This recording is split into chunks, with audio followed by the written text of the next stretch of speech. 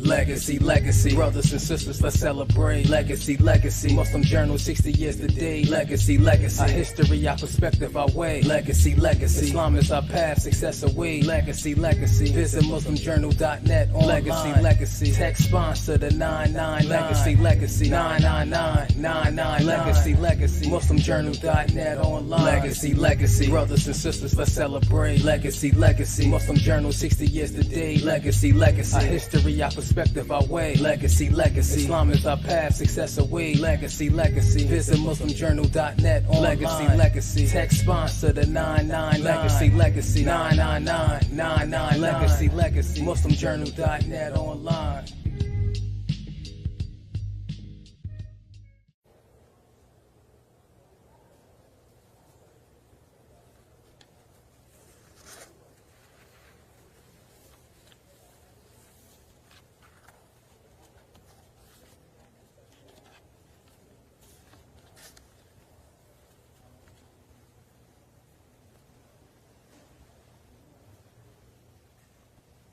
Good morning, everyone.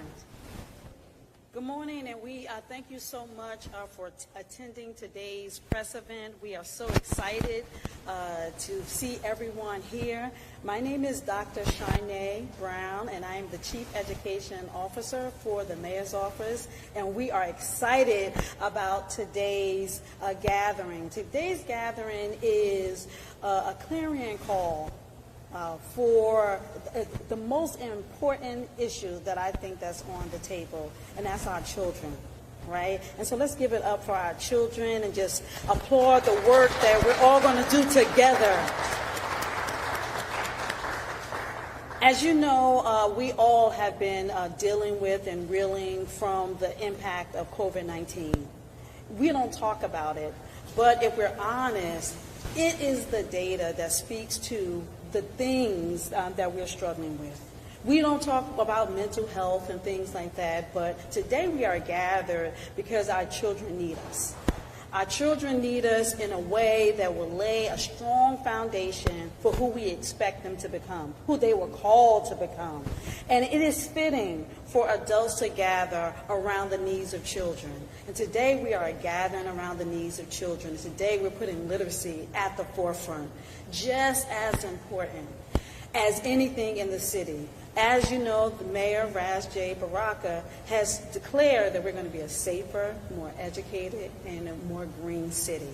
And as we do that, we always are putting our children at the core. We're putting our children at the core when we fix this lead lines and things like that. And so literacy is just one way that we're going to say, you know what, the same way we made this an urgent issue and met the task, that's exactly what we're doing today. We are calling you all together for collective impact, to impact the most precious inheritance we can get, our children. And literacy success is attainable. Before we get past that, can you say it with me? Literacy success is attainable. Come on. Literacy success is attainable. We do not accept failure. Our children, and failure just doesn't even feel good, right? But we believe literacy success is attainable, and I'm so glad that the mayor had the vision to call together a brain trust to talk about the urgency of literacy and to get the brilliant minds together, because there are some brilliant minds in Newark, and the collective genius is phenomenal. Get the brain trust together and say, what can we do around literacy? And I want to tell you that the 10-point plan that we're going to introduce today, you might see some things that you've seen before, but it's about not working harder, but being more efficient. We found research-based approaches to fix the literacy problem, and the mayor is going to talk about the urgency of literacy and reveal that 10-point plan that we all can do together. Anything we do together, we're going to do well, right? If we're divided, it's going to show in the data. So I'm glad that today is really a show of unity. to say we believe we can do this together. And guess what? The benefits, our children, the benefits are so profound, and they're going to be really reflected generations to come, the work that we're going to be doing today. So again, I'm so glad everyone's here for this literacy 10-point plan revealing, and I'm so grateful for the Brain Trust, and I just really will spend some time shouting out their names for the time they're spent. But I think it's really important for us to move right into hearing our mayor's vision, who put this entire effort together and putting the same urgency he put with the lead lines, he's putting on literacy. So can we welcome the visionary, the Honorable Mayor Raj J. Baraka.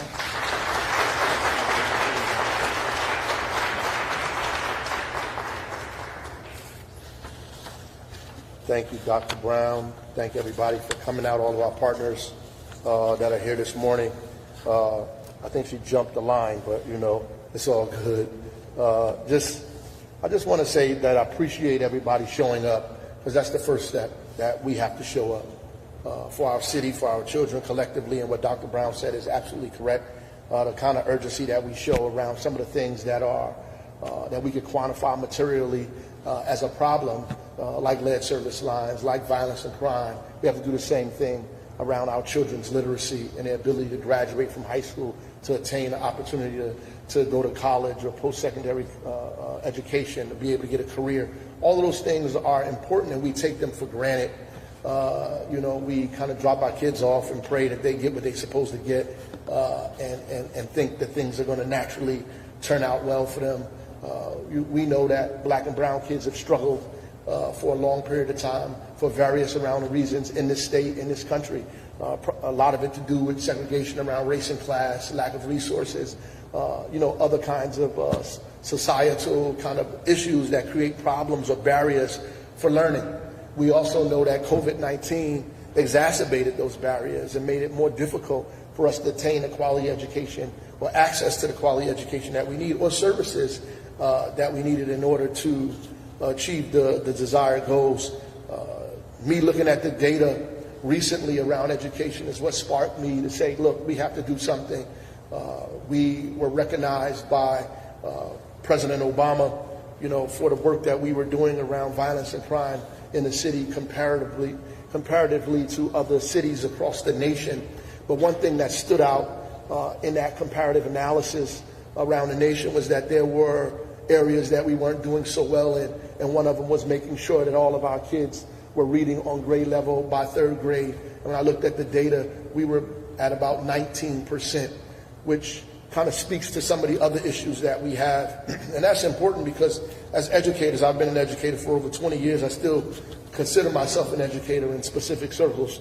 But, you know, by third grade, people are learning to read.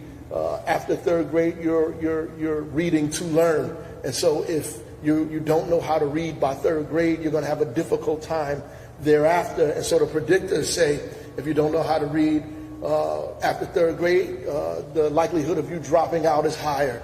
The likelihood of you struggling in school is also higher. It doesn't make it impossible, but higher. You know, it's more probable that you might drop out from school. It's more probable that you'll have a difficulty in middle school, in high school, and maybe not attain any secondary opportunities at all, which adds to a myriad of other issues that we have in the city. So while we're focusing directly on issues like violence, or issues like unemployment, or issues around housing and other those and issues specific to that, we have to focus on literacy, because I think focusing on literacy helps us with those other issues, right? And we spend a lot of money on the back end without spending money on the front end. We spend a lot of money, you know, trying to mitigate the problem as opposed to trying to abate it. And I think dealing with literacy will help us. This also means that we are specifically, deliberately, and more heavy-handedly are going to be involved in educational outcomes of our children in this city. So I also want to make that clear as well, that our desire to bring everybody together rest on our need to make sure that our kids' scores grow, or their ability to read is higher than it is in the present state. But it also means that by hook or crook, we have to be together. What Dr. Brown said makes complete sense, and it's what I've been saying for a long time in the city, that everything that we do together, we do well. And when we are divided, the data shows clearly that we can't get together around those issues. We were able to solve the lead service line issue because we got together collectively, because everybody was on the same page, because there was no bickering, no op-eds talking about each other, nobody pulling each other apart, no back talking. Everybody was in the room, in the back rooms, the front rooms, the side room, the living room, and the kitchen, trying to figure out how to get this thing accomplished. And we're going to do the same thing around literacy. If it's the last thing we do, we're going to make sure that these literacy scores in the third grade specifically, because that's what we're concentrating on, are better than they are. And before I name what they are, the last thing I would say, while the school district has a weighted responsibility, school district and charters, whoever is proposing to educate our kids in a professional and structured way, have a very weighted, and Newark Public Schools probably more than anybody have a weighted responsibility here. It is clearly all of our responsibility to make sure that our kids are reading on grade level, period. It is everybody's responsibility. It's the parents' responsibility. It is the mayor's responsibility. It is the council people's responsibility. It's neighbors' responsibility. It's every nonprofit in the city that seeks to do work for our children. It's their responsibility as well. It is also funders' responsibility to make sure when they're funding programs for people that they have a component of literacy in their programs. If you're doing anything with young people, that you should have a component of literacy. It is our basketball coaches' responsibility. It's the responsibility of our soccer coaches, of our swim coaches, of our cheerleader coaches, of everybody that's doing anything with young people after school, before school, in the summertime, to have a component of literacy in anything that they do. And if they don't have a component of literacy, then they're not on the same page with the rest of us in the city. And that's something that I'm going to push, starting with us at the city first. So anything that we offer in the city with young people must have a literacy component. And if it does not, we want parents to say that there is no literacy component. And when I sent my kids to the after-school program or the summer program, there was no literacy component. Whether we giving out a book, whether we giving out an article, whether we're teaching people words, whether we have sight words up that are available, whether we're asking questions for 5 minutes or 10 minutes, there must be a literacy component in everything we do as a city, period. And I'm going to put the same weight on funders to make sure that all of the programs that involve children must, in fact, have a literacy component to it, because I want everybody to feel the same heaviness that everybody feels that are in charge of our kids as we drop them off to school. I want everybody to feel that same heaviness, the same heaviness and weight that I feel. So the 10 components are very clear, and as Dr. Brown said, they're not anything really new. It is probably the first time many of us have seen them appear together like this. We usually charge people separately to do these things in different circles, as opposed to collectively making sure that we're all doing the same thing. So parents should be making sure that their kids, when they go to school, are being involved in some one-on-one high dosage tutoring that are embedded in the school day or after school, that there's tutoring available, high-level tutoring available for their children during the school and after school.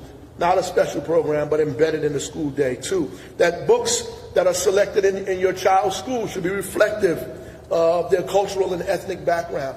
That data shows that books that are culturally relevant are more likely to be engaged in by children who culture they speak to.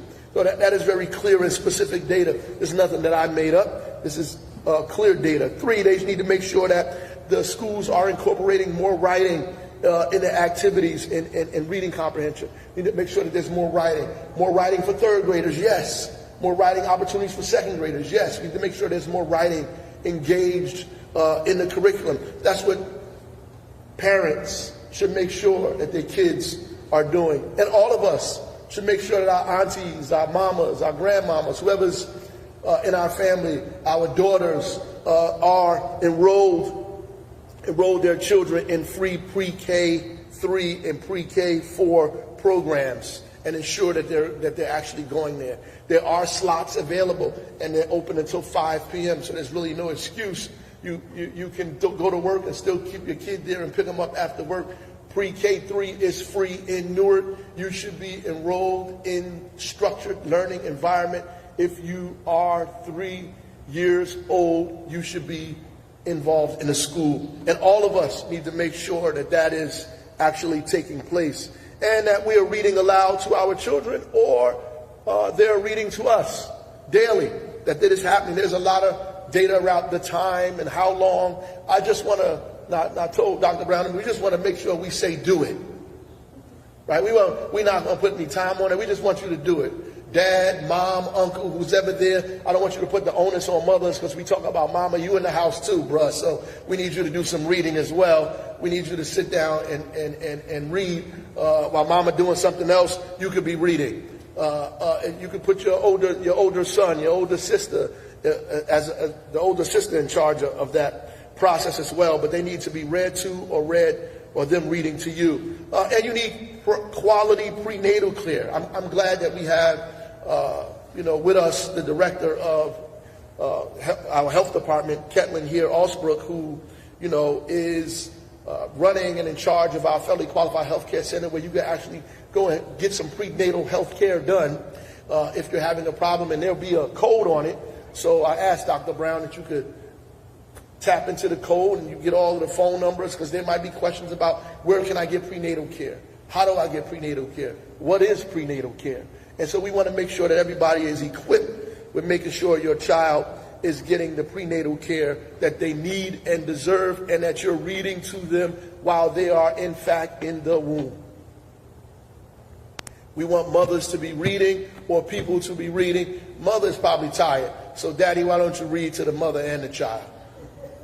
And while they're in the womb. This is what we want to get a practice and a culture of happening in the city of Newark, and building vocabulary at all ages. We just want to make sure we build vocabulary for children and talk to them in real words, in real sentences, in real things that make sense, and not the language that we learned on TV or all this other kind of stuff. We want to talk to them in real sentences.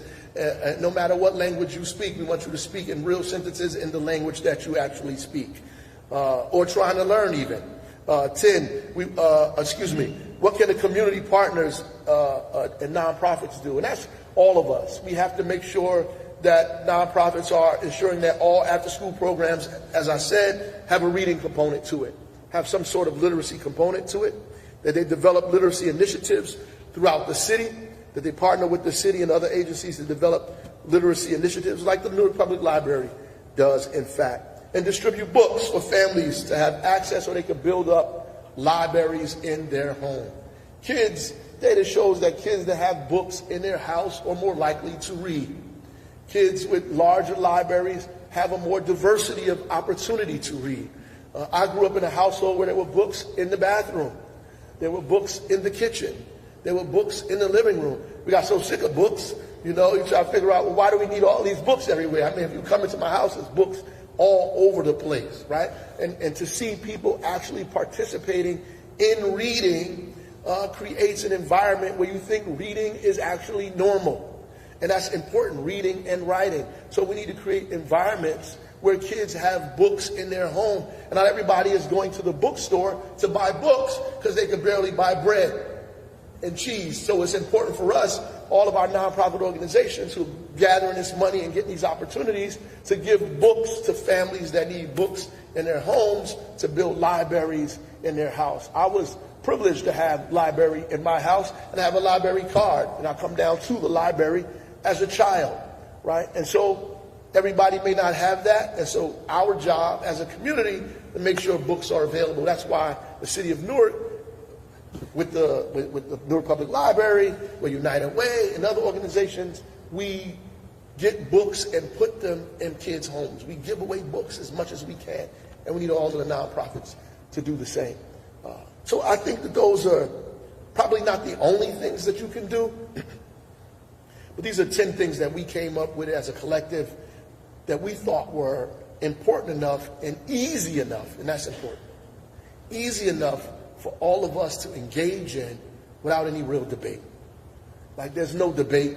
We don't have to have a intellectual discourse about the 10 things that we put on this piece of paper that we're going to splatter all over the city, that we're going to put on billboards, that we're going to make a campaign, a literacy campaign in this city to get us to read more, that we want to put it in the school system and all of the structures that exist in this building and institutions that exist, in this city where we're educating children. We want to put those up. We want to put them at bus stops and bus shelters.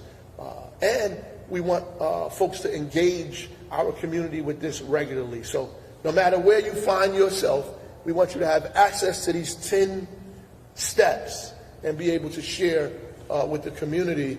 These are the 10 things that we're doing collectively. Not the mayor is doing, that all of us are doing. Because that feels differently. In fact, it is different. It's not something I'm doing, it's something that we're doing, right? We're doing this collectively because the outcome impacts us all. The outcome impacts all of us. So it will take all of us to get this done. Lastly, we make that cliche. It's not, we turned it into a cliche. It takes a village to raise a nation. But today we actually putting that into practice. We're making our word our bond here today by saying we're going to be a village again, despite all of the obstacles and deliberate opportunities and institutions that try to destroy and break down our village. And so we respond as a dysfunctional, disjointed community trying to get our kids to do something that we can't do collectively. Today we're going to be a community, and we're going to show our children that we are actually a community. Despite our differences, that you live in a community of people that have decided that this is important to us collectively, and we're going to do everything in our power to make sure that in fact it's engaged upon. So I want to thank you again for coming out, and all of the partners that are here, and Newark Public Library for hosting us as well. I think the director is coming up. Are you going to come on? You come up and introduce him properly. Yes. Yeah.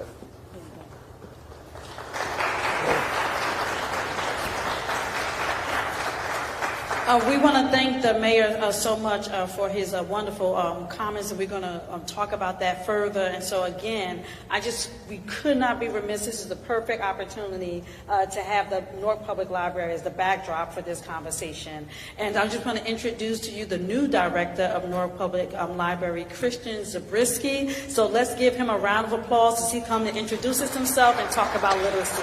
Thank you so much for hosting us. Wow, thank you so much. Thank you so much. Boy, that's a tough act to follow. I was really looking to go first because I didn't want to follow that. As you were talking, first of all, I just want to say welcome to everyone. We are so glad you're here. We are so privileged and so happy to be part of this conversation. We're so happy that the conversation is starting here at the library. It's a perfect fit for me, so I'm really glad we're there. While the mayor was talking, I was thinking, the priorities of leadership show us our leaders. And so having literacy for third grade and under for on a par with like health and safety, I think is very bold and inspirational, and I'm really inspired by that, and I welcome you to join me in that and take some momentum from that. I'm a simple man. I like libraries a lot. So for me, literacy is love, literacy is power. I want to thank Mayor Baraka for making this decision. I want to thank Dr. Brown for all the work that she's doing while she's living the life. And I want to thank the members of the Brain Trust for everything that they're doing. I want to thank my team, which you see around you, who do incredible work.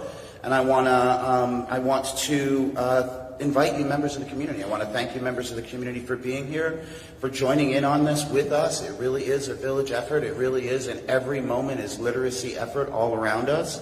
Come see us at the Newark Public Library. We are in your neighborhood, and we love to help. Thank you, everyone.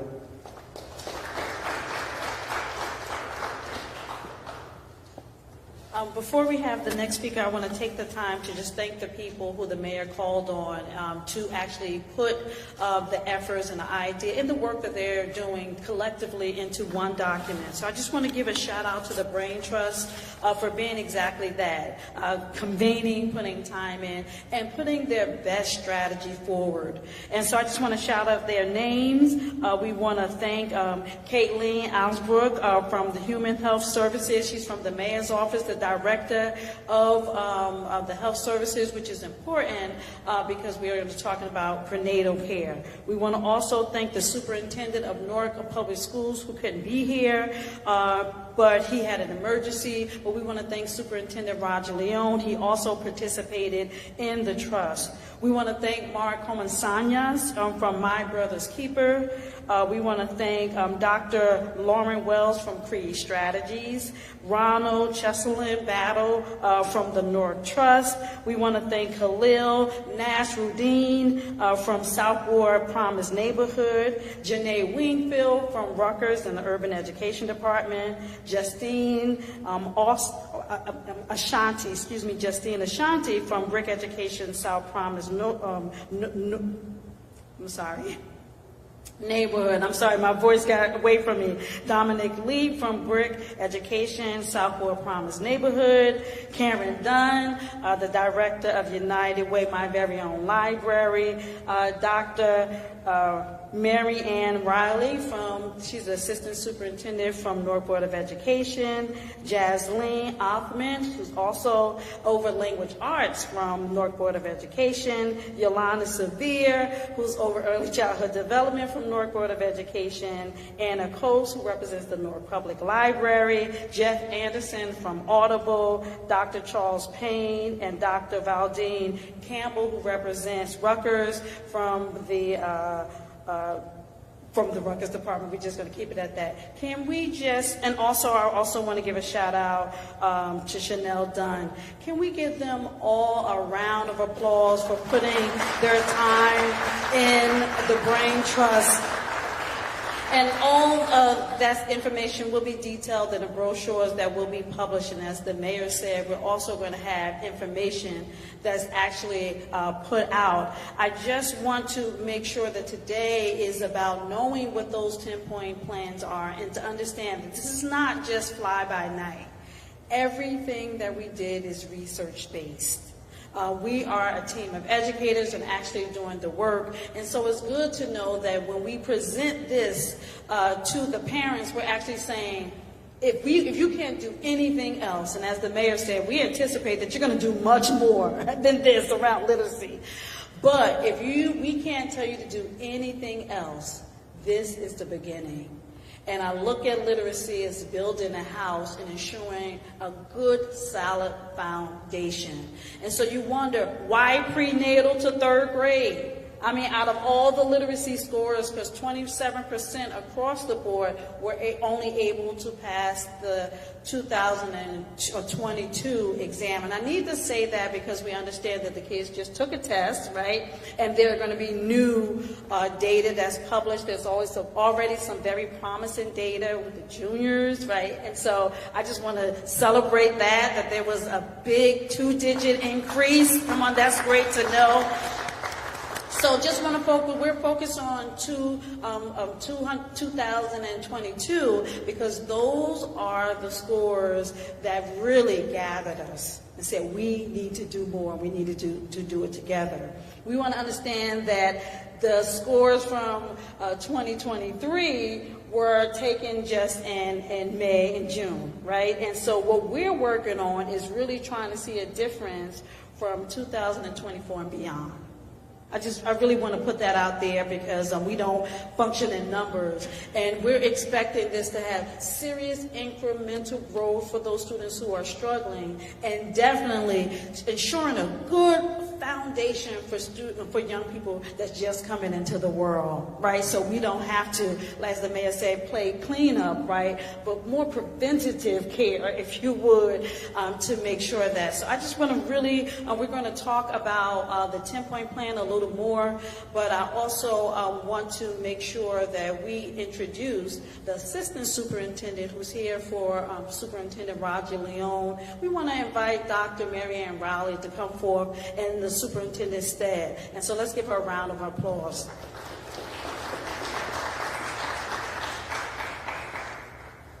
Thank you. So good afternoon. On behalf of Superintendent Leone, who is not here today, I wish to bring greetings and, most importantly, assert our full commitment to this effort. We know that literacy is critically important. I'm going to tell you that this is my 40th year as an educator. Some of those years was as the, thank you. Some of those years was as the director of literacy for Newark Public Schools. And in fact, I began my job probably around the same time that the mayor began his job as a beginning teacher. I think at Warren Street, if I'm not mistaken. So I'm still remembering all of that. We are so deeply committed in ensuring that not only the first 3, but all 10 of these action steps are realized. We know that the mayor is absolutely correct. On our own, we can go so far, but this crisis has really required us to join hands across all kinds of borders and ensure that we are working for the betterment of our children. We know since 1997 in research that the prevention of reading difficulties can absolutely be done. None of it is a secret. We know how to do this, but it does require families, it requires excellent teachers in every classroom and school leaders, and it involves community support. We have begun, I want to limit my comments this morning, or this afternoon, to the first 3 items. High dosage tutoring. High dosage tutoring is a proven method. One of the things that we've learned when we looked at our data is this. When we provided high dosage tutoring, a little bit coming out of the pandemic when we were still remote, and then last year for the first year that we were actually back in person for the whole year, we had high dosage tutoring before school, a little bit during school, and then after school. And we know that our data tells us that students who participated in those experiences that were consistent, that's high dosage tutoring. In order to work, you must be involved. Students need to be involved 2 to 3 times a week. And so when those students were involved 2 to 3 times a week, there was in fact improvement. But here's the thing that we need to improve on, and this opportunity gives us a chance to do that. We need to embed, and I was so pleased when I saw this in the plan, we need to embed high dosage tutoring directly into the school day where the bulk of students are. Our reach after school is limited by who shows up. Our reach before school is limited by, I can say this as a mom, I can remember the days of getting my own child to school and sometimes having some arguments with my husband about who was going to be doing the drop-off and so on. People's lives are busy. We know that. So one of the changes that the superintendent has spoken about is to ensure that scheduled into every single elementary school are periods of time for high dosage tutoring. This will help to ensure that children who most need this are receiving it, as opposed to if they're staying after school, or even when they make the commitment to stay after school, we know that there are dental appointments, there are sometimes athletics and things that interfere with that.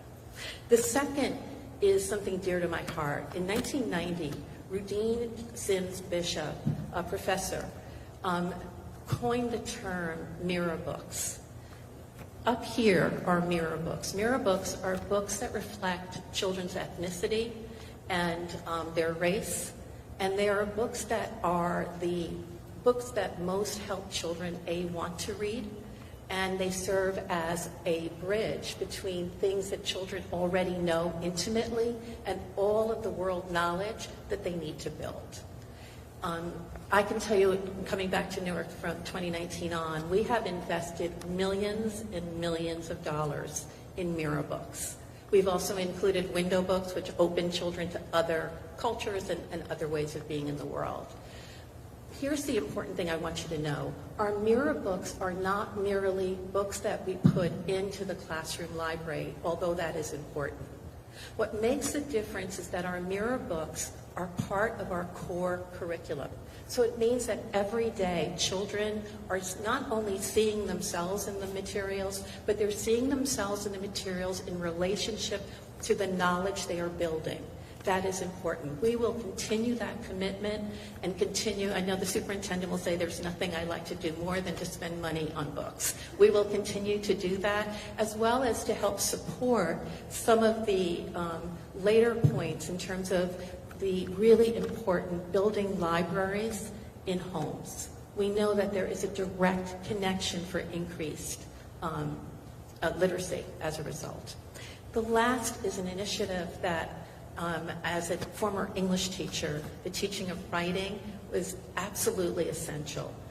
In Newark Public Schools a year ago, we began a multi-year contract with the Writing Revolution. The Writing Revolution is an organization that entire work is to help school systems like Newark Public Schools to become excellent at teaching writing. This is paying attention once again to things like grammar, paying attention to sentence structure and paragraph structure, so that the children can in fact do the important work of summarizing and writing critically. Newark Public Schools is absolutely dedicated and committed. Our Board of Education, our teachers are ready, our leaders are ready, we are ready, Mayor, to join with you and the city on this initiative. Thank you.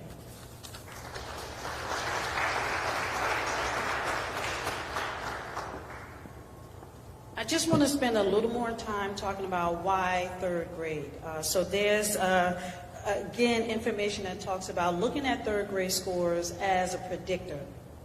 And so when we look at dropout rates, they start with the third grade scores, and you wonder why. At first, I didn't understand why, but as an educator, you look at the research and you see why it's so important. The reason is because from kindergarten to third grade, you are learning how to read. From fourth grade on, you're using reading as a tool to access curriculum. If a child goes into the fourth grade and does not know how to read, basically everything throughout the curriculum that you're trying to get the kid to digest, they can't access it because it requires them to read. So really, we're setting young people up to fail over and over and over again if we don't have them reading by fourth grade. And so the mayor is really putting an emphasis on prenatal to third grade to ensure that that work is done so the rest of their years can be successful. Kids need to make sure that adults understand that, so we're not asking to do things that we did not prepare them for. And so it's really, really important to invest this time into prenatal to third grade, because by third grade, we need to feel confident that we've given that child every tool they need to sit into those classrooms and not just achieve, to excel. When we teach young people how to read well, we're really teaching them how to excel. And so I think that this is really important for parents to understand that everything on this list, we want to just really clearly say to parents, it's an empowerment tool, this 10-point plan. You can actually take this 10-point plan and go to the schools and say, is this being done? Because sometimes we might find ourselves in places where we don't feel like we have all the information to feel empowered to make change on the behalf of our children. The beautiful thing is this 10-point plan gives parents an opportunity to say, at the very least, are you doing this? And it's a good plan. And so again, I cannot thank the mayor enough for being insightful to know that we need to be armed with this information, because knowledge is power, right? And so we do not have to think that literacy is something that's so unattainable, so far and so deep that once that child is in a rut, there's just no way out of it. It's not true. And we're here today to ensure that we are armed with that information. And I want to spend time, lastly, not just talking to parents and say this is powerful, but I want to thank our community partners that said, not just do I think that this is important, but I'm putting my effort and my funds behind it. Can we give it up to our community partners who are participating in the Brain Trust? We thank you for making literacy a priority. Yes, it's the priority of the mayor. It's a part of his 3 priorities from the education department, but now it is everyone's priority. And so we are going to take some more time to kind of like talk to you about some of this, but I just cannot thank you enough for deciding that today our children are first. And we may not have the data that reflects who we really are, but we're going to change that, and we're not afraid of it, right? And it just tells us this is a reason to join together. It's a reason to be united. But what's also beautiful about being united around the data is we're also united around the success. That when our kids achieve, and they will, and they are achieving in so many areas, when they're achieved, it's a reflection of all of us. Right, that we lay aside everything that distracts us and we're focused on them. So I'm extremely happy about all our partners, on all the events. I would just want you to know that you'll be able to go on websites, as the mayor said, and you'll be able to see literacy events throughout the city that will help you explain all of these initiatives, like 1,000 books before kindergarten, right? Just explain why those things are important. I also want to focus on one that's just really small, but it's important, but the mayor spoke about. Just having 500 books in your home library ensures it can predict that child will be in school 3.2 more years than the average person. So for parents or for everyone in the room, hey, just make a space, buy a bookcase, and start to fill your library with books that your young people will have access to, but you too, because you are also a model. So I'm extremely excited about our 10-point literacy plan. We definitely will be around to talk more about the literacy plan. But again, I'm so excited about the Brain Trust and our community partners and all the politicians, everyone that's here that says our children are first. So another round of applause for everybody in the room as we transition to any Q&A, if that's possible. Let's give it up for a round of applause.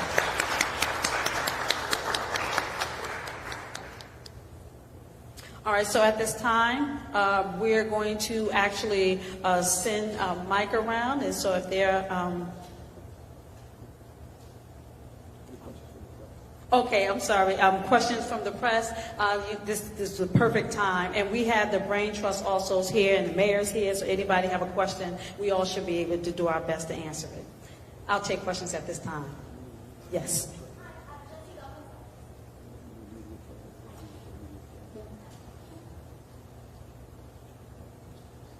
Testing, there we go. All right. Jessie Gomez with Chalkbeat Newark. I just have a question in terms of schools and what schools can be doing. Is the curriculum going to change with Newark Public Schools? Will it be influenced by the science of reading? And is the city going to oversee the district's tutoring efforts? Thank you. Thank you for the question. So the district's curriculum is not changing. The science of reading has 2 parts to it.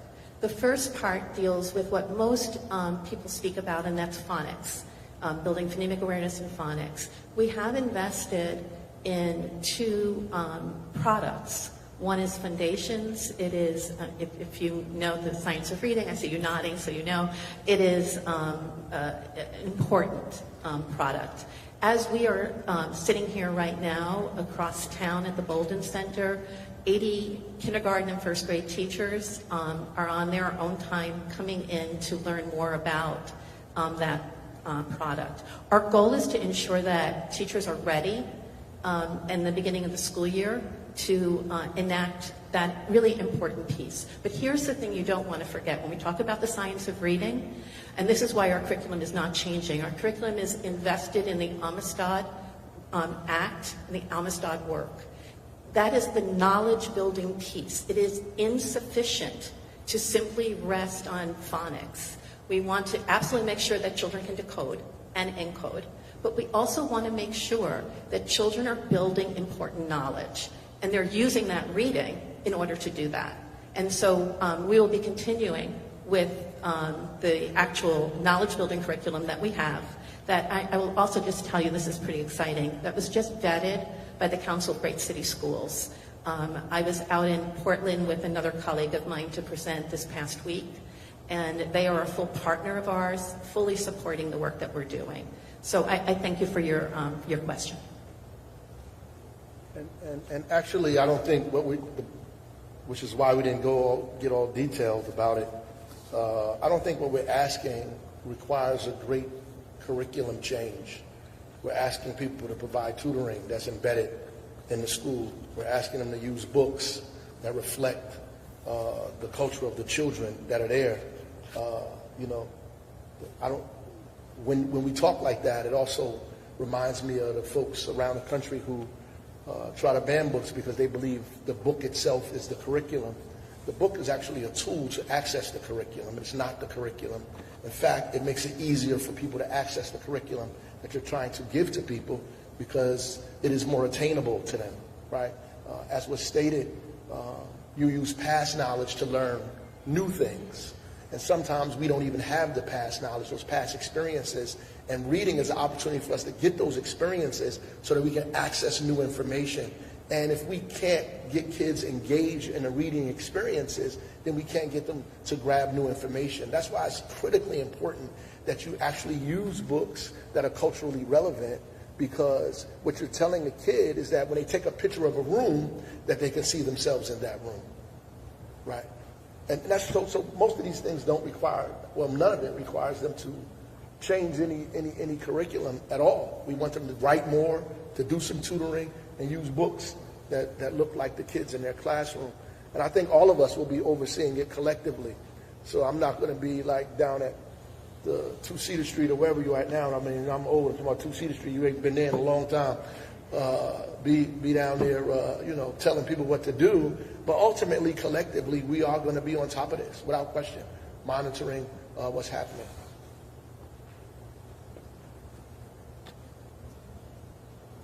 You can call, even though she's not the press, but you can call. No, go ahead. No, go ahead. No, go ahead. When you talk about experiences in programming, experiences in programming, has there been any thought or part of your thinking where there are other reading groups, like, how America has his book club and Source of Knowledge has their book club, women have their book club. What about book clubs for that age group, like third graders, and incentivizing them in some capacity to have their reading group? That's great. Actually, there's a section in the parent groups that really talk about asking questions. And so what you need to understand that even though it's broken up in what schools should do, what communities should do, what parents, it really is kind of overlaying one another, and everybody can participate. Developing book clubs is actually a great way to ask questions and get young people to think about literature. The Mayor's Book Club actually does that for different grade levels, but anyone, especially community groups, school groups, parent groups, we organize play days all the time. Why not even decide, hey, let's just get a book and bring young people together, and we have a play date around really just talking about the book. Embedded in the plan are very simple questions that's accessible to all people. Make a child do a prediction based on support that actually took place in context clues of things that took place in the book. That can be done on any level. Like, what do you think Roger Rabbit is going to do? And then basically have the child look at what already happened to do a prediction. The reason why we're putting questions like that and arming people with the questions so book clubs or things like that could be had is actually a skill on a third grade test, where they have to read something, maybe they're trying to figure out a vocabulary word, or maybe they're trying to figure out something about the character. They have to literally go back in the text and pick the supporting details that best supports their prediction. This is so accessible, and we just have to trust that the Brain Trust knew what that third grade test even looked like to say, let's do things this specific way, right? Because we're just training people to test in a real informal way, right? So I think that your suggestion about book clubs is a great way to get young people talking and thinking about what they read. So thank you for that question. Third graders. And Yes. Who? I'm sorry. Oh, okay. Go ahead. Yep. Go ahead. can you tell us why why your office, the mayor's office, is leading the effort as opposed to the school district, which would typically have, you know? Well, I am the mayor of the city, so it means that my job is to pull everybody together that are outside of just the school district. So this is just not a school district effort, right? I would imagine if the superintendent wanted to do it, he'd pull together all of the folks in the school district, even reach out to some of the charters. We reached out even beyond that. We brought Rutgers in it, we brought the library, we brought all these other folks, which is really my purview, I believe, I think. So we brought everybody together under that banner, to make sure that this happens. And I think when we elevate it to that level, it also suggests the importance of it, the urgency of it, right? It's at a level where we believe that this is urgent for all of us to be engaged in immediately. The superintendent can't tell the city of Newark after-school programs or soccer league that they have to have a literacy component. He can suggest it, but I certainly can tell them that if you have in soccer in our city, that you have to pass out a few books. That's something that I have the authority to do and will. Thank you.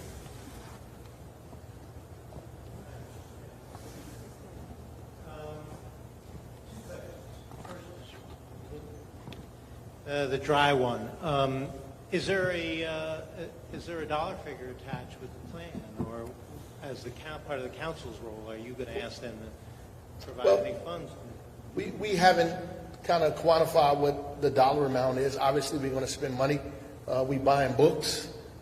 We obviously in our after-school programs and the things that we do in the city, if we want people to supply books, we're going to have to purchase books in order for them to do that. There are grants that we get. There are people that we work with, my very own library, other folks like that help us along these ways. So it's not as difficult for us to do this as it would seem in terms of the city. So we're not allocating $40 million to this like this. This is an opportunity for us to take all of our collective resources and use them in one direction, because we're using our own resources. The library uses their resources, the school district, all these other organizations. So we really just try to put it all together.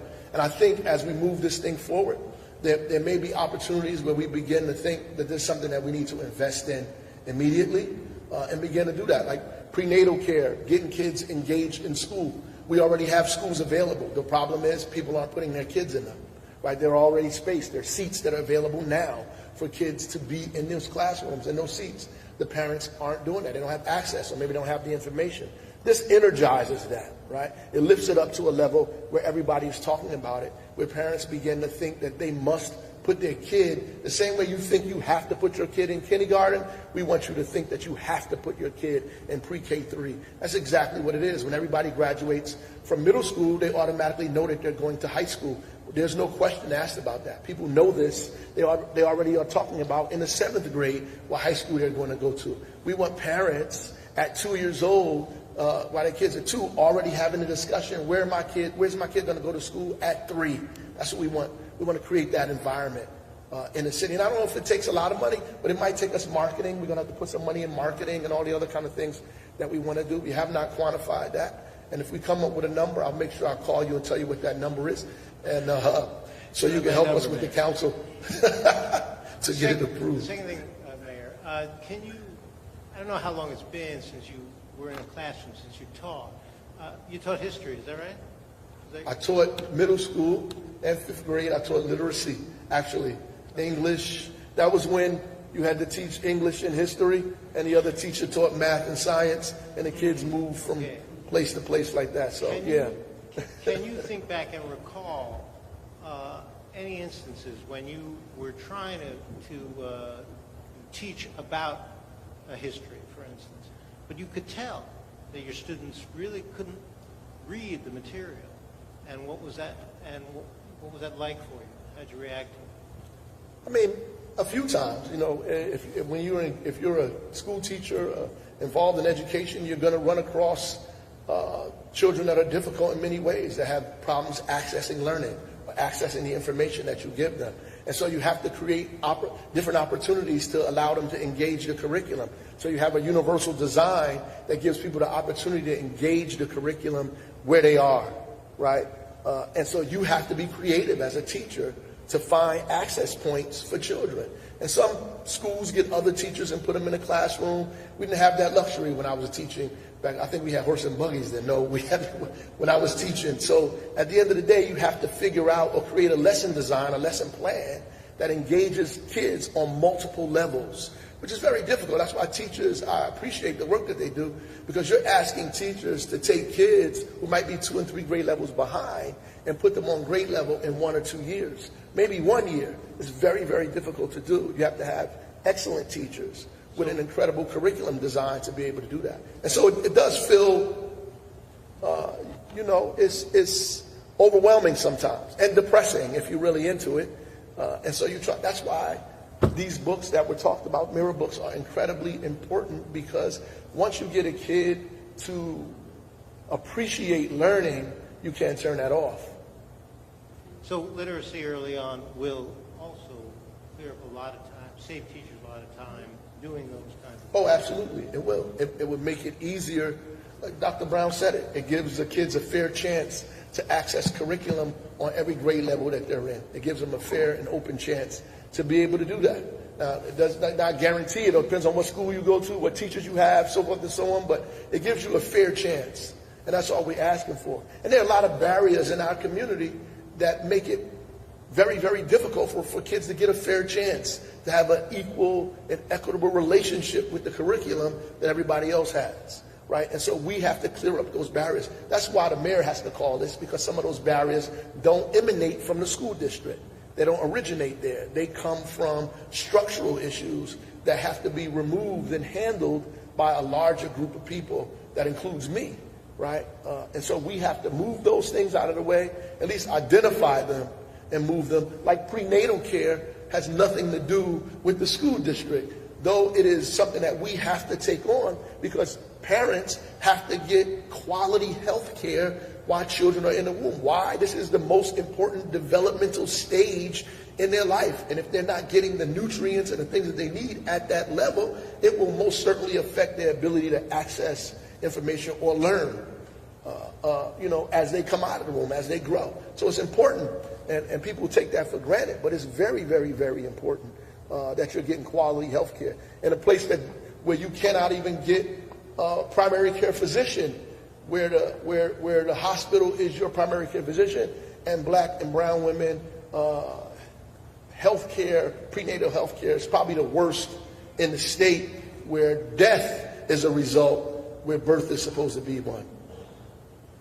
Mayor, and a lot of the things that you're saying, you talk about parents. How do you actually get parents excited about signing up and wanting to be a part of that? How do you get them engaged in your philosophy, your dream, and what you imagine could be like a perfect environment for their kids to learn? I think we all have to talk about it, and honestly, I think they already want to be involved in it. I don't think that parents are going to be opposed to putting their kid in school by the grade 3. I think a lot of parents don't have the information.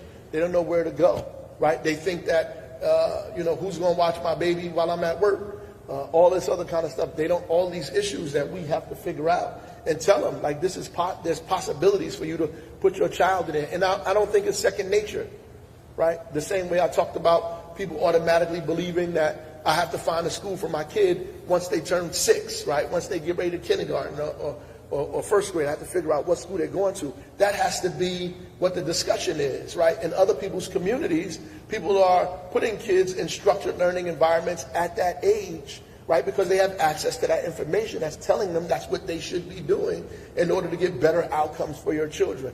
That information is not readily available for our parents, and so we have to make it readily available. And all of us have to talk about it in the same way, right? To make them understand the urgency of making. Look, the example is, I have a 3-year-old. He's in school, and all of his friends are in school, and all of my wife's friends who have kids at their age, they're in school. In fact, some of them, or most of them, are in the same school. Why? Because they talk to each other about the schools that they're putting their kid in. So if I have a conversation with a friend, my wife has a conversation with a friend and says, listen, we're going to this school. Oh, I'm going to take my kid there as well. They're having conversations about schooling at 3 years old, right? Those are the conversations that we have to make normal.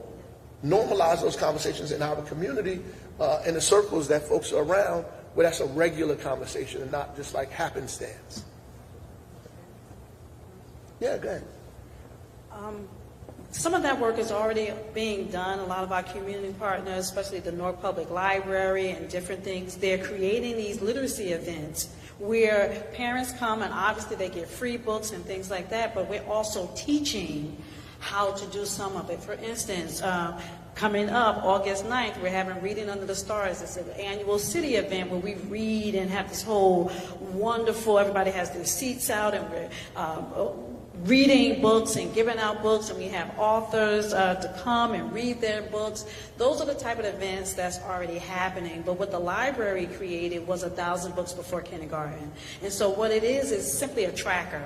And so we incentivize all the books that the parents read to their children. They put in their tracker, and then during the event, we kind of celebrate that behavior. So we're kind of incentivizing, celebrating that behavior, and really having events where we're actually teaching the tool. For instance, the August 9th event, the 10-point plan will be available. How to log into 1,000 books before kindergarten will be available. And so really instructing parents, well, I hate to say instructing, but showing and offering a strategy to parents, because you can actually do this without the 1,000 books before kindergarten. You don't need us to do that. But those are the things we're doing to incentivize it and normalize it and make it a culture, a Newark culture. The beautiful thing about this collaborative is it's already being done, but we're doing it collaboratively. Like Newark Trust just did an event around Father's Day where the dads were reading to their young people, and it was a scavenger hunt, and they were in the library. So just incentivizing it with all of the resources that the community partners have and engaging them, and being real strategic about having one location where parents can access it and just show up. So those are some of the programs that we're doing to get people and parents to know about these events. Yeah, and that's, I mean, I think we're getting the cue. But that's also, in terms of the events that we do, we are beginning to tailor some more, as was said, to younger kids. We didn't in the past have programs for kids at that level. So now we have Tubman for toddlers and programs like that where we're bringing kids to the museum at that age and bringing them Harriet Tubman, the monument, and beginning to read to them and talk to them. So we're going to have more city-based events that are focused on that age group that we're talking about to get parents and kids more engaged in cultural activities around the city that we can read to them and present to them at the same time. So, I want to again thank everybody for coming out. I'll be here. I know there's a few questions probably people have, so I'll be here for a little while, but appreciate it, and you'll see more of this and more of us. Take care.